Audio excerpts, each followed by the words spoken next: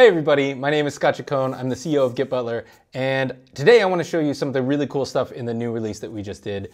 We have an undo operations history that you've never seen before. We have some advanced commit editing stuff that's going to make you all rebase masters. If you've ever been afraid of rebase, you don't have to be anymore. So let's dig in. So what I want to talk about today is two big features. One is a way of modifying your commits. So it's sort of like being able to do interactive rebases really super easily and being able to modify patches and work with patches in your branch. And the other is undo history. So I have some changes here in my working directory. I'm working on my website, this GitButler website. If you go to gitbutler.com, it's going to look something like this. So I have some changes to a README and some changes to a PNPM lock file. So I'm going to commit those as two separate commits. So let's go in here and you can do basic sort of add-i type stuff of saying, I just want to put in this README change and commit that. And I want to put in this lock file, so dep update. Okay, so now I have two commits. Now, there's a couple of interesting things that you could do. What you could always do with GitButler is undo the last commit. What we've changed in the new one is that you can undo essentially any commit, right? So it's much more changeable. So if I go down here and I say README change and I want to undo that, I can click undo and that just undoes that. But you'll notice that it kind of rebased the one that was on top of it. So that's the only change that you have. So let's go ahead and redo that. I'm going to redo that README change and now it's on top. If I wanted them in the other order, I can actually drag them and reorder them now. So I can put them back in the original order. So that's pretty cool. Now let's add in some other changes that we made. So in this case, I've removed the merge banner, so this banner up at the top. We have our conference coming up in a couple weeks, so we'll need to remove this at some point. So I'm going to apply that as a new virtual branch. And so I have that. Now you see the thing's gone. But I can take that and I can drag it sort of into this branch and sort of get rid of that. So let's say that I actually wanted this in the same branch. So now there's two different things I can do that are interesting. I can do a new commit that says, hey, this is actually let's do two different ways. So remove banner as one commit. Now, if I want to put that into, say, this README change and have them in one commit, I can put it down here and then I can squash it together, right? So now I actually have the README change and this removing of the banner in one. And then the other cool thing is I can edit the commit message. So if you think about what this is going to do, you can see that it squashed these two together.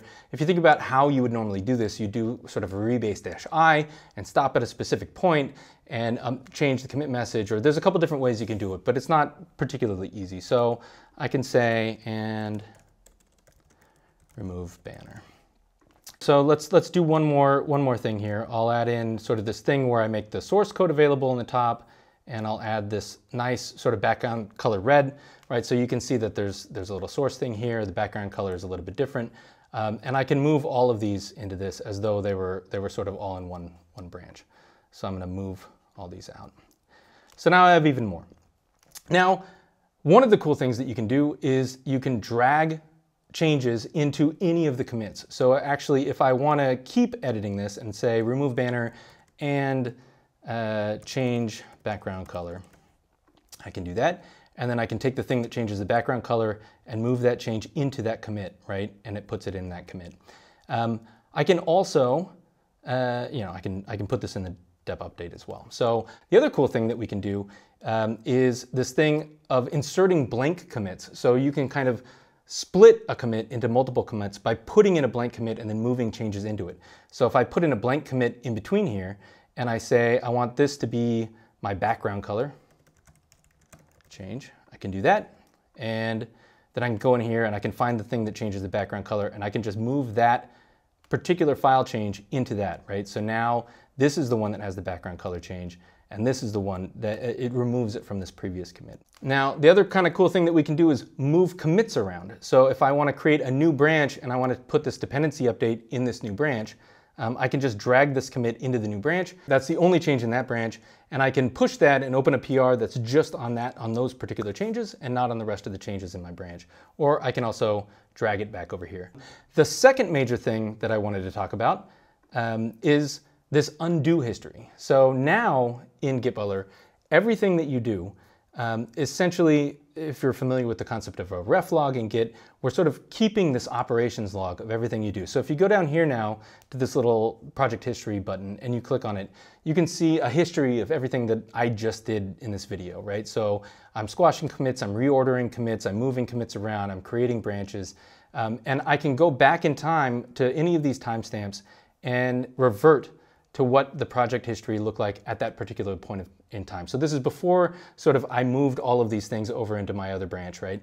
And it allows me a lot of flexibility in kind of how I'm crafting my branches, how I'm crafting the commits within them, and anything that I do, it's very easy for me to simply go back and revert what I just did, right? So if I want to keep reverting sort of the things that I'm doing, it's relatively easy to go back. So you can see that me unapplying this, and I can go back even farther to before I move the hunk. We're sort of version controlling your version control. So at any point, whatever I'm doing, if I want to go back in time to what my whole project looked like, you know, an hour ago or 10 minutes ago, something like that, I can simply hit revert and it'll go back to what my project looked like at that point in time. In addition to the nice virtual branch work, now you have this sort of peace of mind of I can always go back, I can always find stuff. You can even go back and find sort of file changes that you had done in the past and sort of copy paste changes that you had back then. Instead of needing to completely revert, you'll always be able to go back, you'll always be able to revert to something, you'll always be able to find work that you had in the past. So go to our website, gitbutler.com, download the new release. We have the timeline that you saw, we have the advanced editing, become a rebase master overnight. There's lots of fun stuff, it's a great release. Try it out, join us in Discord, tell us what you think. Thank you.